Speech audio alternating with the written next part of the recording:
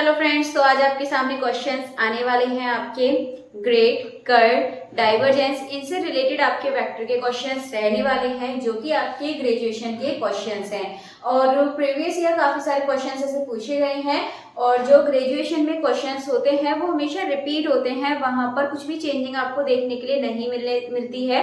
तो वहां आपको जैसा क्वेश्चन प्रीवियस ईयर में आया था बाकी आपको सेम टू सेम आपका ऐसा ही क्वेश्चन आपको देखने के लिए मिल जाएगा। हाँ, क्वेश्चन अलग हो सकता है, किसी और बुक से हो सकता है ग्रेजुएशन, क्योंकि सिलेबस ऐसा तो है नहीं कि थोड़ा सा है, बहुत बड़ा होता है और क्वेश्चंस भी इतने सारे एग्जाम्स होते हैं, तो क्वेश्चन भी बहुत सारे होते हैं क्योंकि इतने ईयर से एग्जाम हो रहे हैं। सिर्फ DSSB का नहीं, बाकी सारे भी जो TGT के एग्जाम्स होते हैं, PGT के होते हैं और अदर स्टेट के भी होते हैं, बहुत सारे एग्जाम्स होते हैं, SSC के होते हैं। तो इनमें हम कुछ पता नहीं लगा सकते। खैर SSC में तो आपका ये वाला मैथ नहीं आता है, बट और भी अदर एग्जाम्स आपके होते हैं, ठीक है। तो वहां से क्वेश्चंस आपके बिल्कुल देखने के लिए मिल जाते हैं, तो वहां आपको चेंजिंग नहीं मिलेगा। इसीलिए मैं अभी भी ये कहती हूँ, आप जितना हो सके ज्यादा से ज्यादा प्रैक्टिस कीजिए इस टाइम पर। चलिए आइए फिर स्टार्ट कर देते हैं। और आज भी आपके क्वेश्चंस रहने वाले हैं। लास्ट में जो अपना स्कोर है जरूर कमेंट करके बताइएगा, और यदि आप सबसे पहले बताते हैं तो मैं आपकी कमेंट को पिन कर दूंगी। तो क्वेश्चन नंबर 1 है, if r is equals to, आपको दे रखा है vector is equals to xi plus yj plus zk and a is a constant vector, curl r cross a, इसका आपको कर्ल बताना है। तो कर्ल का मतलब क्या होता है, उसका मतलब भी क्रॉस करना होता है एक तरीके से, बट सबसे पहले आपको क्या करना है, r क्रॉस a निकालना है। तो एक काम कर लेते हैं, यहाँ तो आपके ऑप्शंस लिखे हुए हैं, हम a की वैल्यू मान लेते हैं। यहाँ पर ये आपका a है तो हम इसको लिख सकते हैं a1i प्लस a2y, देन इसके बाद हम यहाँ पर लिख सकते हैं, मतलब y नहीं z, फिर इसके साथ a3k। ये लिखने के बाद हम क्या करेंगे, सबसे पहले हम यहाँ पर निकाल देते हैं r क्रॉस a, क्योंकि हमें ये चाहिए पहले, देन इसके बाद हम इसका कर्ल निकाल देंगे। तो r क्रॉस a निकालने के लिए सबसे पहले आपको पता है, मैं अलग से उसमें नहीं लिख रही हूँ, आपको पता होना चाहिए। पहले के लिए हम क्या करते हैं, इन दोनों का मल्टीप्लाई माइनस इन दोनों का मल्टीप्लाई। तो सबसे पहले करेंगे यहाँ के लिए, तो y का इसके साथ हो जाएगा a3, y a3, देन इसके बाद माइनस कर देंगे तो a2z मिलेगा आपको, देन इसके बाद i के साथ आ जाएगा, देन इसके बाद सेकंड में माइनस लगाइए यहाँ पर। फिर क्या करते हैं, हम x का a3 में करेंगे x a3 एंड फिर माइनस z का a1 में कर देंगे, तो a1 z a1 हो जाएगा, देन इसके बाद प्लस लगाइए और इसके बाद क्या करेंगे, फिर x का a2 में कर दीजिए, तो x a2 हो जाएगा, माइनस करेंगे y a1 आपको मिलने वाला है। आई होप आपको इतना समझ आ चुका होगा। इसके साथ आप y एंड यहाँ पे ये हो जाएगा आपका k, एंड ये आपको एग्जाम में लगाना बिल्कुल भी जरूरी नहीं है, वहां आप शॉर्ट लिख लगाने की कोशिश करेंगे, छोटे से छोटा लिखने की कोशिश करेंगे।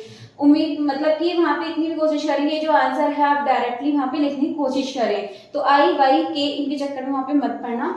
अब इसके बाद इसका भी हमें क्या निकालना है, कर्ल निकालना है।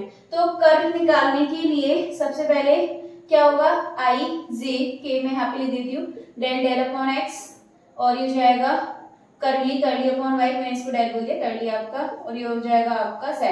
अब इसके साथ आप इनको ले लेंगे, मैं छोटा छोटा लिख रही हूँ, आपको उम्मीद है दिख रहा होगा, ये आप लिख लेंगे। देन इसके बाद सेकंड आप ये लिख लेंगे, फिर x a3 minus z a1, then इसके बाद आप यहाँ पे लिखेंगे, फिर तीसरा आपका ये हो जाएगा x a2 minus y a1। ये होने के बाद ठीक है, अब आप क्या करेंगे, सबसे पहले आप यहाँ पे देखिए, अभी हम इसको खोलेंगे तो पहले इसका y के साथ होगा, फिर माइनस इसका z के साथ होगा, ठीक है। आप इसको सॉल्व कीजिएगा, देन सॉल्व करने के बाद जो इसका आंसर आएगा मैं आपको बता देती हूँ। यहाँ पे स्पेस भी कम है और उम्मीद है आप इसको सॉल्व तो करना जानते ही होंगे, तो आप इसको सॉल्व कर लेंगे। अगर फिर भी आपको नहीं समझ आता है तो फिर मैं एक बार करके बता देती हूँ, चलिए मैं बता ही देती हूँ।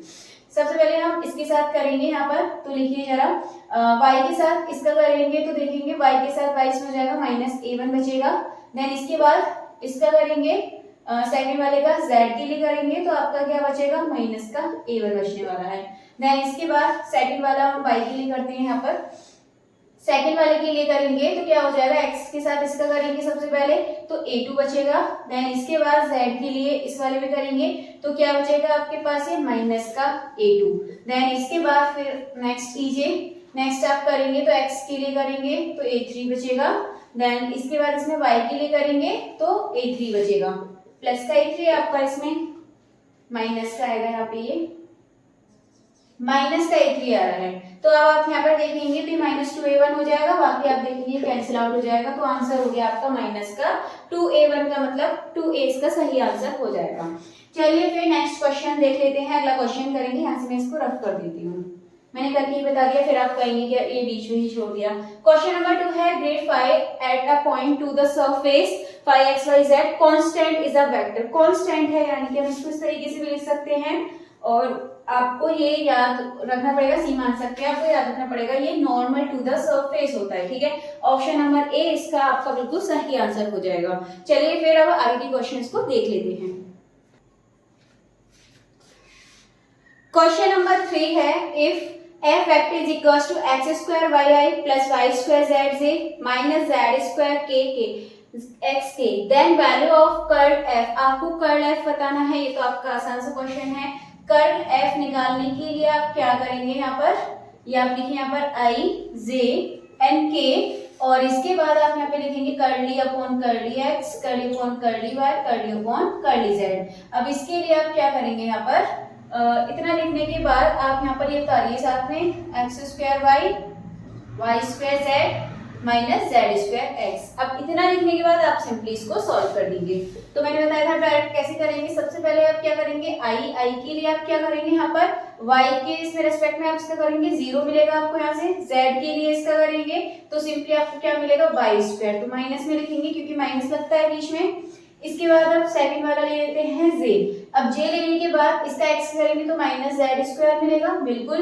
देन इसके बाद जेड के लिए आप किसका करेंगे, इसमें आपको 0 मिलेगा। अब इसके बाद थर्ड है आपका के के लिए आप इसमें करेंगे एक्स का तो 0 मिलेगा आपको। देन इसके बाद 0 माइनस यहाँ पर कर देंगे आप इसका करेंगे तो आपको क्या मिलेगा, वाई के लिए एक्स स्क्वायर ये मिलने वाला है। सिंपली आपके यहाँ से निकल के आ गया माइनस वाई स्क्वायर आए। देन इसके बाद आप यहाँ से देखेंगे माइनस माइनस प्लस हो जाएगा जेड स्क्वायर जे। देन इसके बाद आप देखेंगे माइनस एक्स स्क्वायर के। अब आप यहाँ पर कर दीजिए वैल्यू पुट, जो कि आपको यहाँ पर पॉइंट्स दिए हैं। तो एक्स की जगह पे रखिए आप 1, वाई की जगह 2 एंड जेड की जगह 3। तो आप यहाँ पे पॉइंट पुट कीजिए, तो वाई की जगह कितना रखेंगे हम यहाँ पर 2, तो कितना हो जाएगा आपका 4। देन इसके बाद ये आपका माइनस का आप इसको आगे ऐसे ही लगा दीजिएगा। देन इसके बाद प्लस z की जगह क्या रखेंगे 3, हो जाएगा आपका 9j माइनस एक्स स्क्वायर का मतलब 1 रखेंगे तो माइनस के, ये आपको आंसर यहाँ से मिलने वाला है। तो ऑप्शन नंबर सी आपका बिल्कुल सही आंसर हो जाएगा। देन इसके बाद क्वेश्चन नंबर 4 करते हैं। तो इफ r इक्वल्स टू आपको ये दे रखा है, देन आपको वैल्यू ऑफ r डॉट, आपको डॉट निकालना है। सबसे पहले तो आप इसका क्या करिए dr अपॉन dt निकालिए, क्योंकि हमें इसमें जरूरत पड़ेगी। तो आप यहाँ पे सबसे पहले इसका करेंगे t के लिए, तो क्या मिलेगा आपको यहाँ से साइन में मिलेगा, तो ये मिलेगा साइन एन टी। देन इसके बाद आप आई को इसी तरीके से यहाँ पे पुट कर दीजिए, और इसके बाद यहाँ पर एन टी का करेंगे तो आपको क्या मिल जाएगा, यहाँ पर एन मिलने वाला है। देन इसके बाद आप क्या करेंगे प्लस जे साइन एन टी का करेंगे, तो प्लस साइन एन टी का करेंगे तो क्या मिलेगा कॉस एन टी, एंड यहाँ पर एन टी का करेंगे एन मिलेगा, एंड साथ में आपका क्या है यहाँ पर जे है। देन इसके बाद आपका इन दोनों का क्या निकाल देना है, डॉट कर देना है। तो डॉट करिए आप r और dr अपॉन dt, इनका डॉट निकालना है आपको, तो इनकी मल्टीप्लाई करनी है सिंपली। तो डॉट आपको पता है फर्स्ट का फर्स्ट में कर देंगे, सेकंड का सेकंड में, सिंपली इस तरीके से करेंगे। तो इसका जब आप इसमें करेंगे तो क्या मिलेगा आपको यहाँ पर cos nt माइनस हो जाएगा आपका ये, और यहाँ पर हो जाएगा साइन nt। देन इसके बाद यहाँ पर एन स्क्वायर और मिलने वाला है आपको साथ में, ये मिलेगा आपको। देन इसके बाद इसका करेंगे आप तो ये मिलेगा प्लस, और इसमें भी आपका क्या मिलने वाला है, यहाँ पर एन स्क्वायर सिर्फ एन आएगा क्योंकि इसी में एन था। यहाँ पर आपको मिलेगा एन कॉस एन टी, और यहाँ मिलेगा आपको साइन एन टी, ठीक है। इतना मिलने के बाद आप सिंपली क्या कर देंगे, देखेंगे आपका ये सेम बन रहा है, तो आप यहाँ क्या करेंगे इसको कट कर देंगे, तो इससे ये आपका कैंसिल हो जाएगा।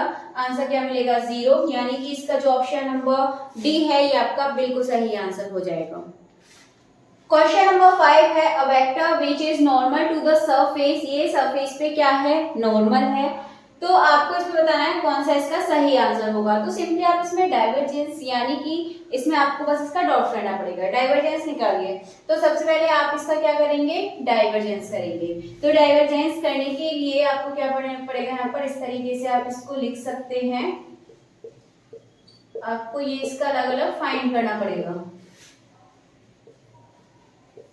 डॉट करना है आपको किसका, x square minus x y plus y z. तो अब आप क्या करेंगे, इसमें देखिए इसमें आई जे के इसमें अलग अलग कुछ भी नहीं है इसके साथ, तो आपको इसके लिए ये करना पड़ेगा कि x के लिए पहले इन सबका करिए x के रेस्पेक्ट में, तो 2x और क्या मिलेगा आपको यहाँ पर माइनस का y, ठीक है, x का करने पर i लगा दीजिए इसके साथ। देन इसके बाद आप क्या करेंगे सेकंड, अब इसका करेंगे मतलब y के लिए करेंगे इस पूरे का, तो आपको क्या मिलेगा, ये आपका कितना है yz है और इसमें y, दो में y आ रहा है इसमें, तो लिखिए यहाँ पर प्लस लगाइएगा, माइनस एक्स वाई है, y का करेंगे माइनस एक्स मिलेगा, यहाँ y का करेंगे तो प्लस z मिलेगा एंड साथ में z लगा दीजिए, प्लस यहाँ पर z के लिए करेंगे अब इस पूरे का, तो यहाँ आप देखेंगे z आपका सिर्फ इसमें आ रहा है, तो क्या मिलेगा आपको यहाँ से y मिलने वाला है, तो y की आपको यहाँ से मिल चुका है। अब आपको क्या करना है, ये जो आपके पॉइंट्स दे रखे हैं 1 2 3 आप इनको यहाँ पर पुट कर दीजिए, तो 1 रखेंगे यहाँ पर x की जगह पर तो 2 मिलेगा, माइनस y की जगह क्या रखेंगे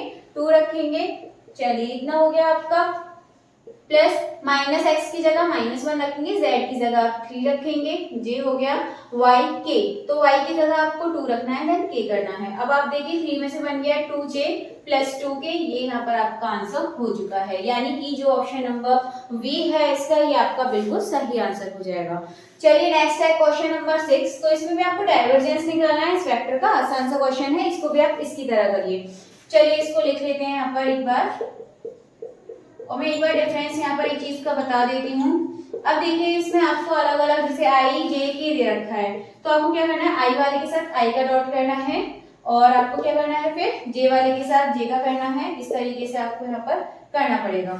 अब यहाँ पर एक्स स्क्वायर जे आई प्लस एक्स वाई जे माइनस वाई जेड स्क्वायर के, इस तरीके से आप इसको लिख दीजिए। देन इसके बाद सबसे पहले x के लिए करेंगे, इसका आपको क्या मिलेगा यहाँ से 2x z मिलने वाला है, ठीक है। अब इसके बाद आप आगे कीजिए, तो आगे आपको क्या मिलेगा, y के लिए करेंगे तो आपको क्या मिलेगा x मिलेगा, एंड अब z के लिए करेंगे तो z के लिए आपको 2yz मिलने वाला है। अब आपको क्या करना है, पॉइंट्स यहाँ पे पुट कर दीजिए, तो 1 रखेंगे x की जगह पे, z की जगह पे 2 मिलेगा, प्लस x की जगह पे 1 रखना है, प्लस 2yz का मतलब क्या हो जाएगा, देखिए y किसमें है माइनस में है, माइनस और ये आपका हो जाएगा यहाँ पर आपका 2 आ जाएगा, देखिए क्योंकि ये माइनस और आप यहाँ पे माइनस का रखेंगे, आपका माइनस का है, ठीक है, 2yz यहाँ पे आपका माइनस का था। आप क्या करेंगे यहाँ पे माइनस और यहाँ पे जब आप वैल्यू पुट करेंगे, एक मिनट रुकिए, यहाँ पर माइनस 2yz, तो 2 और y की जगह -1 करेंगे तो यहाँ पे हम कर देते हैं और ये 2, तो आपको सिंपली यहाँ से आंसर मिल जाएगा। ऑप्शन नंबर जो सी है 5 इसका बिल्कुल सही आंसर हो जाएगा। क्वेश्चन नंबर 7 है two vectors u and v are orthogonal if. Orthogonal कब होते हैं, तो सिंपली आपको याद रखना है ये u dot v equals to जब आपका 0 होता है तब आप इसको ऑर्थोगोनल कह सकते हैं, u एंड v का जो डॉट है। नेक्स्ट है आपका क्वेश्चन नंबर 8, तो ये है आपका इफ द वेक्टर, और वेक्टर आपको यहाँ दे रखा है इस इरोटेशनल आपको बोला है, तो इरोटेशनल के लिए आप ध्यान रखिएगा क्या करना होता है, इसमें कर्ल निकालना होता है। तो कर्ल करेंगे आप किसका, यहाँ पे लिखिए आई जे एंड के, इसके बाद आप यहाँ पर इस तरीके से निकालिए। ध्यान रखना है आपसे क्वेश्चन में पूछ सकता है कर्ल इरोटेशनल, इरोटेशनल कर्ल, इस तरीके से आपको ये ध्यान रखना है। क्वेश्चन यहाँ से आपका बन सकता है, पहले आपके आएगी हैं ऐसे क्वेश्चंस। देन इसके बाद आप यहाँ पर देखेंगे, रखिए यहाँ पर ये आएगी नीचे x plus 2y plus az, y के नीचे 0 रखेंगे क्योंकि y वाला इसमें टर्म नहीं है, मतलब j के साथ वाला k के लिए हम यहाँ पर x रख देंगे। अब आप इसको सॉल्व कर दीजिए, सॉल्व करेंगे तो देखिए यहाँ से स्टार्ट करते हैं i के लिए, y के रेस्पेक्ट में 0 माइनस इसकी z के रेस्पेक्ट में इसका करेंगे 0 ही मिलेगा, माइनस j लिखिए। अब इसके बाद x के लिए इसमें करेंगे, यहाँ से आपको क्या मिलेगा 1 मिलेगा, यहाँ से z के लिए करेंगे तो सिंपली आप देखेंगे तो यहाँ पर आपको a मिलेगा क्योंकि z इसमें है नहीं आपका। देन इसके बाद आप यहाँ पे प्लस लगाइए, k लिखिए। अब k लिखने के बाद इसका करेंगे 0 मिलेगा और माइनस लिखिए, माइनस लिखने के बाद अब यहाँ से इसको सॉल्व कीजिए तो ये आपको मिलने वाला है, यहाँ से y के लिए करेंगे तो 2 मिलेगा आपको यहाँ से, ठीक है, 2 आपको यहाँ से मिल जाएगा इज इक्वल टू में 0। अब आपसे इसमें a की वैल्यू पूछिए, अब a की वैल्यू आप देखेंगे कंपैरिजन कर सकते हैं, पूरे तो 0 ही हो गया, 1 प्लस a यानी कि j वाले पोर्शन को 0 के इक्वल हम लिख सकते हैं, तो आप यहाँ पे लिखिए minus 1 plus as equals to 0, मैंने जी नहीं लगाया, माइनस ये लगा दिया है, ये आपका जरूरी -1 माइनस एज इक्वल्स टू आपका क्या हो जाएगा, ये 0 हो जाएगा। तो आपको यहाँ से जो ए की वैल्यू है वो क्या मिलेगी आपको, यहाँ से तो आपकी -1 आ रही है वैल्यू जो आ रही है, कहाँ कुछ रह गया शायद, मुझे लग रहा है यहाँ पर जे, ये हो गया आपका x, ठीक है, x के लिए क्या 1, हाँ आपका यहाँ पे बीच में माइनस हो जाएगा, तो आप यहाँ पे रखेंगे माइनस का, माइनस से ये प्लस हो जाएगा, तो आपको ये इक्वल्स टू प्लस का 1 आपको यहाँ से आंसर मिलने वाला है, यानी कि इसका जो ऑप्शन नंबर बी है ये आपका बिल्कुल सही आंसर हो जाएगा। चलिए आगे क्वेश्चंस को देख लेते हैं। अब क्वेश्चन नंबर 9 आपके सामने है, वैल्यू ऑफ, आपको इसकी क्या बतानी है, वैल्यू बतानी है। देखिए एक चीज आप देखिए, यदि आप इस क्वेश्चन को मेथड से करेंगे, मतलब कैसे भी आप सॉल्व करेंगे, तो इसका जो सॉल्यूशन है ना बहुत लंबा जाने वाला है, तो ये क्वेश्चन मैं आपको कराने वाली नहीं थी, क्योंकि आप एग्जाम में इस क्वेश्चन को अटेम्प्ट नहीं कर पाओगे, इस तरीके का क्वेश्चन आ गया तो इसलिए मैंने सोचा एक बार मैं इसका आंसर आपको बता देती हूँ, बाई चांस कभी भी आपके सामने ऐसा क्वेश्चन आ जाए तो आप डायरेक्टली उसका आंसर टिक कर सके, क्योंकि यहाँ पर आपके जो क्वेश्चन है जो सेम है वो आपकी रिपीट हो जाते हैं, यानी कि इसमें डिजिट चेंज नहीं होती है। तो इसका आंसर आप क्या रखना, 2r की पावर -4, इसका जो आंसर है ये आपका बिल्कुल सही आंसर है। देन इसके बाद क्वेश्चन नंबर 10 है, 10 में देखिए आपको यहाँ पे f इज टू दे रखा है, देन आपसे पूछा है डाइवर्जेंस कर्ल f, दो चीज है इसमें, तो आपको पता है कर्ल के लिए क्रॉस करते हैं, डाइवर्जेंस के लिए डॉट करते हैं, तो सबसे पहले कर्ल निकालेंगे, तो इसके लिए कर्ल f निकालने के लिए आप क्या करेंगे, यहाँ पर इस तरीके से लिखिए i से k and del upon del x, del upon del y, del upon del z, then इसके बाद x² y लिख देंगे, इसके साथ xz लिख देंगे, 2yz लिख देंगे, देन इसके बाद आगे इसको सॉल्व करेंगे, तो आगे सॉल्व करते टाइम आप देखेंगे i के साथ आपका यहाँ पे क्या आ जाएगा, ये y के लिए करेंगे 2z मिलेगा, माइनस z के लिए करेंगे x मिलेगा, माइनस j लिखिए, इसके बाद इसका x के लिए करेंगे 0 मिलेगा, इसका z के लिए करेंगे 0 मिलेगा, कुल मिला के क्या हो जाएगा, ये जो z वाला टर्म है आप इसको यहाँ से हटा दीजिए, क्योंकि ये पूरा आपका क्या आ रहा है यहाँ से, ये आपको यहाँ से 0 देखने के लिए मिल रहा है। अब इसके बाद k वाला लिखिए, k वाला देखेंगे आप यहाँ से x के लिए करेंगे z मिलेगा, y के लिए करेंगे तो x² मिलेगा, ठीक है, प्लस नहीं यहाँ पे माइनस होगा, ये आपको मिल गया। देन इसके बाद अब आपको क्या निकालना है, इसका डाइवर्जेंस निकालना है, अभी आपने कर्ल f, ठीक है, इस तरीके से क्वेश्चन दे रखा हो तो आप सबसे पहले लास्ट से स्टार्ट कीजिए, यानी कि कर्ल f निकालेंगे, ऐसा नहीं है पहले डाइवर्जेंस f निकाल दें फिर उसका कर्ल निकालें, गलत हो जाएगा। कर्ल f करने के बाद अब आप उसका क्या निकालेंगे, डाइवर्जेंस निकालेंगे, तो कर्ल f ये आपका निकल चुका है, डाइवर्जेंस करेंगे इसका, तो मैं डायरेक्ट ही कर देती हूँ, ठीक है, डाइवर्जेंस निकालेंगे अब इसका, तो इसका कर दीजिए आई वाले का x के लिए, तो आपको क्या मिलेगा -1, एंड ये आपका k वाला है तो इसके लिए क्या करेंगे, z का करेंगे इसमें, तो z का करेंगे तो क्या मिलेगा आपको प्लस का 1, तो यहाँ से आप आंसर देखेंगे माइनस प्लस, ये आपका क्या बन जाएगा 0, यानी कि जो इसका सही आंसर है ये हो जाएगा आपका ऑप्शन नंबर बी, 0 इसका सही आंसर हो जाएगा। क्वेश्चन नंबर 11 है the derivative of constant vector, यदि किसी कांस्टेंट वेक्टर का डेरिवेटिव करते तो आपको भी पता है क्या होता है, ये आपका 0 वेक्टर, तो बहुत ही आसान सा क्वेश्चन था, इसका जो ऑप्शन नंबर सी है आपका सही आंसर हो जाएगा। प्रीवियस ईयर क्वेश्चन पूछा गया है अदर स्टेट में। क्वेश्चन नंबर 12 है, इफ आपको ये दे रखा है देन आपको ये निकालना है, अभी आप कहेंगे तो सेम क्वेश्चन हो गया है, बट ये क्वेश्चन में चेंज है, यदि आप देखें उसमें आप डॉट निकालना था और यहाँ आपको क्या निकालना है, इसका क्रॉस निकालना है, तो अब ये वाला जो क्वेश्चन है क्वेश्चन नंबर 12 ये आप लोगों को करके बताना होगा कि इसका जो सही आंसर है वो क्या होने वाला है। चलिए क्वेश्चन नंबर 13 देख लेते हैं, तो क्वेश्चन नंबर 13 है vector f is irrotational vector, तो ध्यान रखिएगा इरोटेशनल के लिए क्या होता है आपका curl f is equals to 0, मैंने पहले ही बताया था, इसके लिए आपको क्या निकालना है, कर्ल निकालना होगा। देन इसके बाद if f is a vector point function then grad divergent f आपको ये निकालना है, तो इसका जो आंसर है बहुत बड़ा आंसर है, तो डायरेक्ट आपको याद रखना है, यदि आपको f is a vector point function दे रखा हो और आपको इस तरह ग्रेड एंड डाइवर्जेंट f पूछा हो तो आप इसके लिए लगाएंगे option number A curl f minus यहाँ पर आपको डाइवर्जेंट का स्क्वायर f, ये लगाना है आपको यहाँ पर, ठीक है, डेल का स्क्वायर f। देन इसके बाद क्वेश्चन नंबर 15 है द लीनियर ट्रांसफॉर्मेशन, आपको ट्रांसफॉर्मेशन दे रखा है डिफाइन ऑन आर स्क्वायर और आपको इनवर्टिबल इफ ये पूछा है आपको कब होगा, तो देखिए यहाँ पर पहले मैं क्वेश्चन नंबर 16 बता देती हूँ, देन इसका 15 करेंगे। इफ आपको ये रखा है this plus this is solenoidal, ये आपको सोलेनोइडल बताना है और फिर आपकी एज इक्वल टू 0 यानी कि बोला है कि ये आपका सोलेनोइडल है।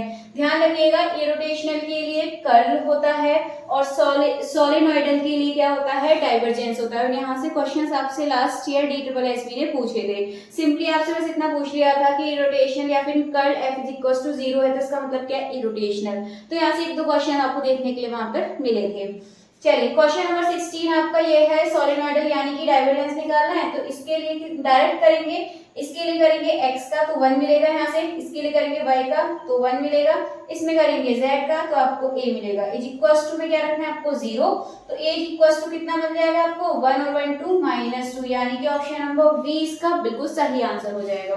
देन इसके बाद नेक्स्ट आपका जो क्वेश्चन है ये आपका इस तरीके से लिखिए इसको a1 और v1, इसके बाद ये लिखिए a2 v2, ये होता है आपका नॉट इक्वल्स टू 0।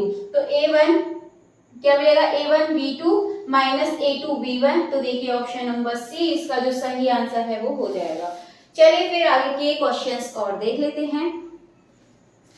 चलिए क्वेश्चन नंबर देखते हैं 17, 18, 19 एंड 20। और एक क्वेश्चन मैंने आपको क्वेश्चन नंबर 12 करने के लिए दिया है, तो उसका आंसर कमेंट बॉक्स में जरूर बताइएगा। तो क्वेश्चन नंबर 17 है, यहाँ से आप डायरेक्ट भी सीखेंगे कि डायरेक्ट आपको याद रखना है curl of gradient of phi और आपको दे रखा है कर्ल और डाइवर्जेंस फाई आपको निकालना है। तो एक चीज आपको याद रखनी है, आप कितना भी सॉल्व करके देखेंगे, यदि आपको डाइवर्जेंस फाई निकाल के फिर उसका कर्ल करना हो, ठीक है, तो आपका आंसर हमेशा क्या आने वाला है, ये आपका जो आंसर है हमेशा 0 आने वाला है। तो ये चीज आपको यहाँ पर याद रखनी है, क्योंकि आप इसको सॉल्व करेंगे तो लेंथी पड़ेगा। या फाई1 यहाँ पे कुछ भी मान लीजिए, phi equals to a1i plus a2j plus a3j। Then इसके बाद आप उसका डाइवर्जेंस करेंगे तो वहां से आपको a1 plus a2 and a3 मिलने वाला है, और जब आप उसका कर्ल करेंगे x y z की रेस्पेक्ट में, वो आंसर 0 हो जाएगा। करके जरूर देखिएगा।